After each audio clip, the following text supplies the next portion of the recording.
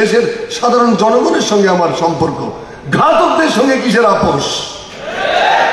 তো সেই জন্য আমাদের বুদ্ধিজীবীদের ব্যাপারে সাবধান থাকতে হবে।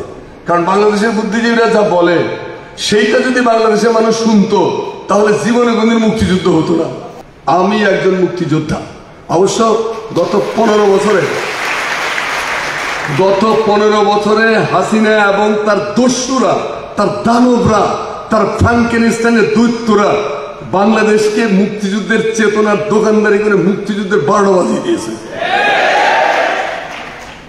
এইরকম ভাবে একটা মহিমান্বিত সংগ্রামকে ক্যাপিটালাইজ করে নিজের চামড়া বাঁচানোর জন্য নিজের দুষ্কর্ম, দুর্নীতি, চুরি, ডাকাতি, ব্যাংক লুট, টাকা পাচার, খুন, এই সব কিছুর মধ্যে বর্ম হিসেবে ব্যবহার করছে মুক্তিযুদ্ধকে।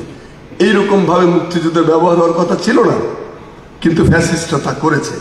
আমরা চেয়েছিলাম ন্যায় বিচার প্রতিষ্ঠার জন্য, আমরা গিয়েছিলাম গণতন্ত্রকে ফিরিয়ে আনার জন্য, আমরা গিয়েছিলাম মানবাধিকারের জন্য অর্জন করার জন্য। তিনটা ছিল মুক্তিযুদ্ধের মূল লক্ষ্য। ইনসাফ, যেটা ফরাদ ভাই বলেন ইনসাফ, ন্যায়, আরেকটা হলো আপনার গণতন্ত্র, আরেকটা হলো মানবাধিকার। এই তিনটা নাই থেকে আমরা এই জাতি মুক্তিযুদ্ধে ঝাঁপিয়ে পড়লাম, স্বাধীনতা ঘোষণা করলাম। That was. পরে যেগুলো লাগাইছে এগুলো মুসা আল হাফিজের ভাষা হলো বেদাত, মানে এগুলো ছিল না। মানে এই যে ধর্মনিরপেক্ষতা, গণতন্ত্র, এটা ছিল। তারপরে কি কি লাগাইছে না শেখ মুজিব, এগুলো সবই হলো বেদাত, মানে এগুলো ওখানে ছিল না মূল টার্মে। মুজিবনগর সরকারের ঘোষণাপত্রে এগুলো নাই। আপনারা ঘোষণাপত্র পড়বেন, হাসান হাফিজুর রহমানের প্রণীত যে মুক্তিযুদ্ধ স্বাধীনতা যুদ্ধের ইতিহাস পড়বেন এই বইটা। এর মধ্যেই প্রথম খণ্ডের মধ্যেই আপনার উত্তরের 99% ওখানে জমা আছে। অবশ্য পরবর্তীকালে বিকৃত করে এটা 12টা বাজিয়েছে হাসিনা। ইতিহাসকে তার জুতা দিয়ে, তার ইতিহাসের পাতা দিয়ে তার জুতার চামড়া বানিয়েছে, জুতা বানিয়েছে, যেভাবে খুশি। তো সেইখানে দেশ স্বাধীনের পরে আমরা দেখলাম যে আশ্চর্য, 1972 সালের ফেব্রুয়ারি মাস স্বপ্ন খান খান হয়ে গেল আমাদের। কি ঘটেছিল? শেখ ফজলুল হক মনি যুবলীগের প্রেসিডেন্ট, শেখ মুজিবের ভাগনা, তিনি ঘোষণা করলেন এখন থেকে দেশে কোনো শাসন ফাসন চলবে না, কোনো কোর্ট কাছারি চলবে না, রাষ্ট্র চলবে এখন একটা মাত্র আইনে, চলবে মুজিবী শাসন।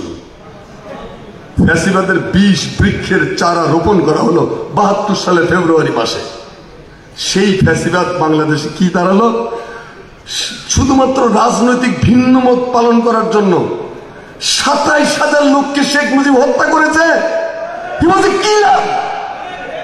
সিরাজ শিকদারের মতো মহান প্যাট্রিয়টকে কে হত্যা করেছে? কে পার্লামেন্টে দাঁড়িয়ে বলেছে কোথায় সিরাজ শিকদার? এখন প্রশ্ন করি, বলেন বাংলাদেশের জাতীয় ইতিহাসের প্রথম আত্মস্বীকৃত খুনি কে? পাকিস্তান বাহিনীর কাছে আত্মসমর্পণকারী প্রথম বাঙালির নাম কি? আমি কুইজের এটা ক্লাস করবো একদিন আপনাদের সাথে এসে। এইগুলো আমাদের এখন সোজা করে বলতে ইচ্ছা হল। শেখ মুজিব কোনো দেবতা ছিলেন না, তিনি ছিলেন feudal Lord, he was a king.